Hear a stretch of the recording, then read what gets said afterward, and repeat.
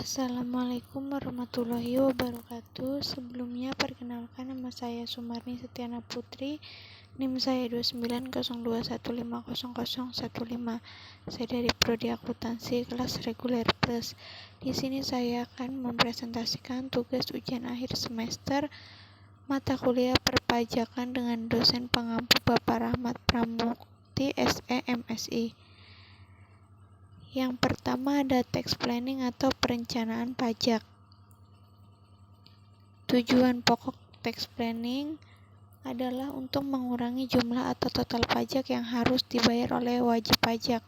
Tapi ingat, secara legal bukan ilegal.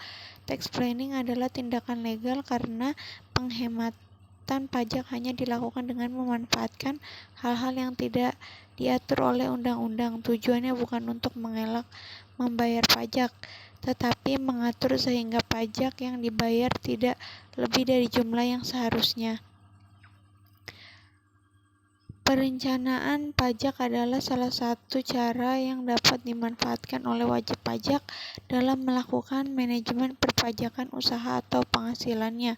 Namun, perlu diperhatikan bahwa perencanaan pajak yang dimaksud adalah perencanaan pajak tanpa melakukan pelanggaran konstitusi atau undang-undang perpajakan yang berlaku. Tax planning adalah suatu kapasitas yang dimiliki oleh wajib pajak atau WP untuk menyusun aktivitas keuangan guna mendapat pengeluaran atau beban pajak yang minimal. Secara teoritis, tax planning dikenal sebagai effective tax planning, yaitu seorang wajib pajak berusaha mendapat penghematan pajak atau tax saving melalui prosedur penghindaran pajak atau tax avoidance secara sistematis sesuai ketentuan UU Perpajakan.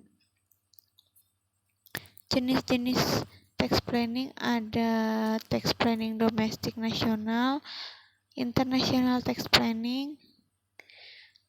Untuk penerapan tax planning, sebelum menerapkan tax planning pada suatu perusahaan harus dilakukan analisis keadaan perusahaan, yaitu melakukan pengamatan dan penelitian terhadap kebijakan perusahaan serta mencari kelemahan sehingga dapat ditentukan strategi perencanaan yang tepat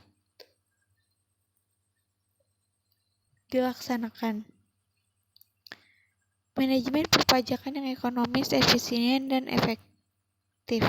Untuk dapat meminimalisasi kewajiban pajak, dapat dilakukan berbagai cara, baik yang masih memenuhi ketentuan perpajakan atau lawful, ataupun yang melanggar peraturan perpajakan atau unlawful seperti tax avoidance dan tax evasion.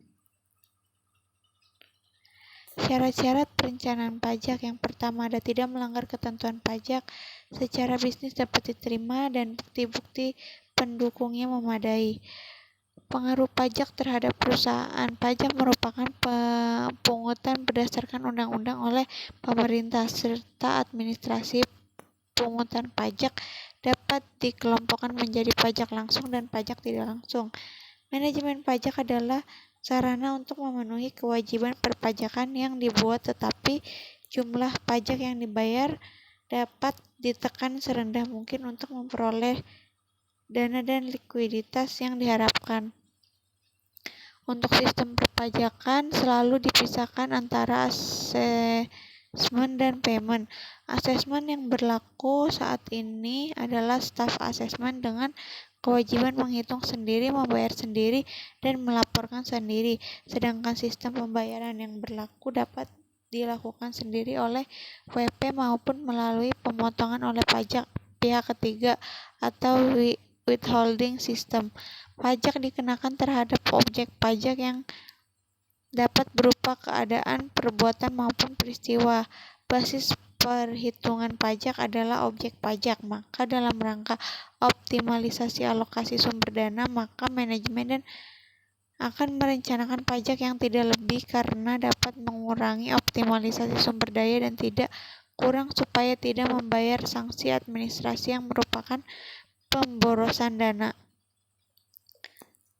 Penghindaran sanksi pajak yang tidak seharusnya terjadi merupakan pemborosan sumber daya perusahaan. Penghindaran terhadap pemborosan tersebut merupakan optimalisasi alokasi sumber daya perusahaan ke arah yang lebih produktif dan efisien sehingga meminimalisasi pemborosan tersebut dan dapat memaksimalkan kinerja dengan benar selain harus kerja dengan keras dan cermat.